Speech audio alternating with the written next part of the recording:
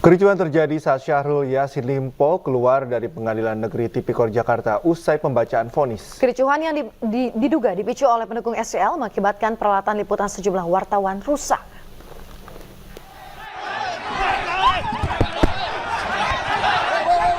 Kericuhan terjadi saat Syahrul Yassin Limpo hendak keluar dari ruang sidang PN Tipikor Jakarta.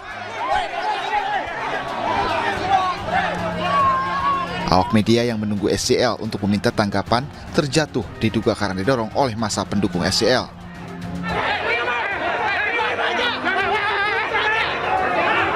Massa pendukung SCL meminta para awak media untuk membuka jalan bagi SCL yang akan keluar dari ruang sidang. Namun permintaan dengan teriakan keras pendukung SCL memicu keributan.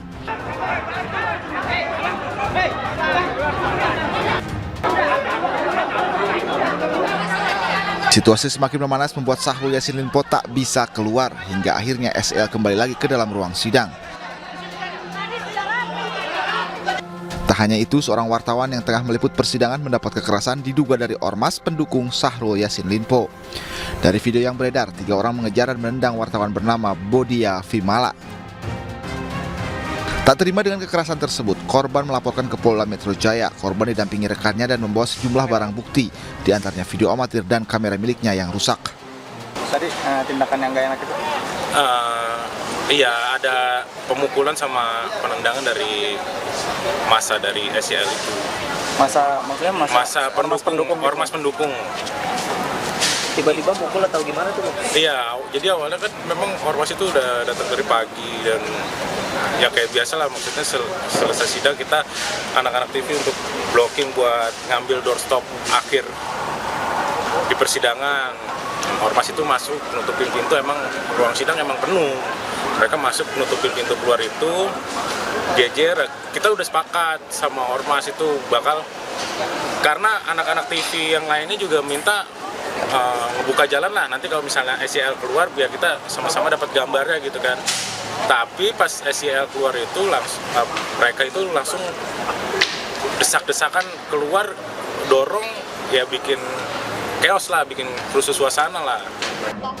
Akibat kericuhan yang terjadi, peralatan kamera milik sejumlah jurnalis mengalami kerusakan. Para korban berharap agar terduga pelaku secepatnya diproses hukum agar kebebasan pers atau wartawan dapat diwujudkan.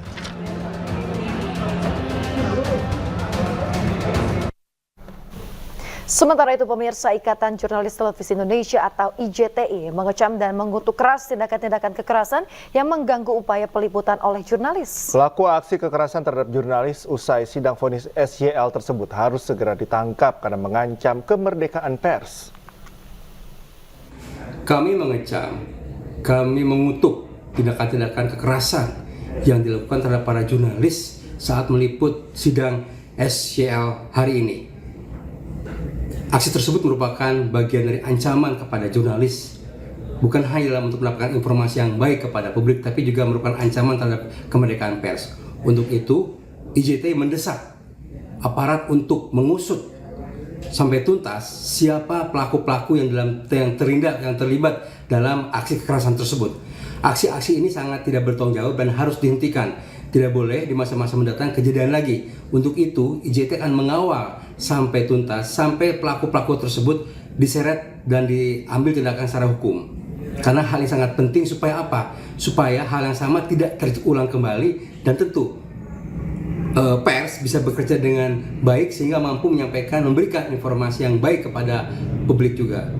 Sekali lagi, IJTI mengecam tindakan-tindakan tersebut dan kami mengutuk aksi-aksi yang kekerasan terhadap para jurnalis, dan kita mendesak aparat untuk kemudian mengambil tindakan yang tegas terhadap para pelaku tersebut.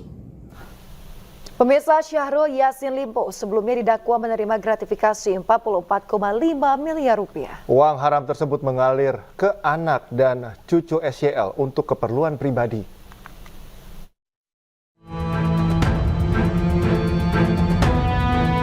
Korupsi yang dilakukan oleh Syahrul Yassin Limpo menyita perhatian publik karena dilakukan dengan metode yang mengejutkan. Betapa tidak, Syahrul Yassin Limpo terbukti melakukan pemerasan terhadap anak buahnya selama menjabat sebagai Menteri Pertanian. Uang haram yang diperoleh dari pemerasan itu digunakan untuk keperluan pribadi dengan total nilai 44,5 miliar rupiah. Ironisnya, uang tersebut juga mengalir ke keluarga Syahrul, mulai dari istri, anak, cucu, hingga biduan yang dekat dengan Syahrul. Istri SYL, Ayun Sri Harahap, diduga mendapat uang bulanan sekitar 25 hingga 30 juta rupiah per bulan. Uang itu dikeluarkan sejak tahun 2020 hingga 2021. Sementara dalam dakwaan jaksa disebutkan, total penggunaan uang korupsi SYL untuk istrinya mencapai 938,9 juta rupiah. Istri SYL juga kerap menerima uang untuk membeli skincare atau perawatan kulit wajah. Kementan juga diduga pernah membayar pembelian mobil Toyota Innova seharga 500 juta rupiah untuk anak perempuan SYL, Indira Cundatita. Anggota Komisi 4 DPR RI dari fraksi Nasdem ini juga disebut menerima aliran dana 200 juta rupiah untuk terapi stem cell.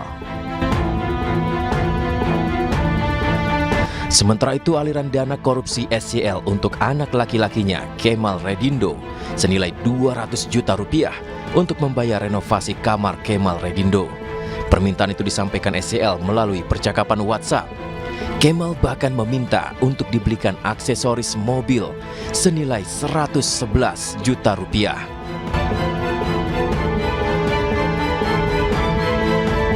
Tak hanya istri dan anak-anak, SYL juga mempekerjakan cucunya, Andi Tenri Bilang Radisyah, sebagai tenaga ahli di Kementan dengan gaji 10 juta rupiah per bulan. Bahkan salah satu saksi mengungkapkan ada permintaan reimburse untuk acara ulang tahun cucu SYL tersebut. Jatuhkan pidana terhadap terdakwa Syahrul Yassin Limpo. Oleh karena itu, akibat perbuatannya, jaksa menuntut SYL dengan 12 tahun penjara. Sementara hakim akhirnya menjatuhkan vonis 10 tahun penjara untuk Syahrul Yassin Limpo.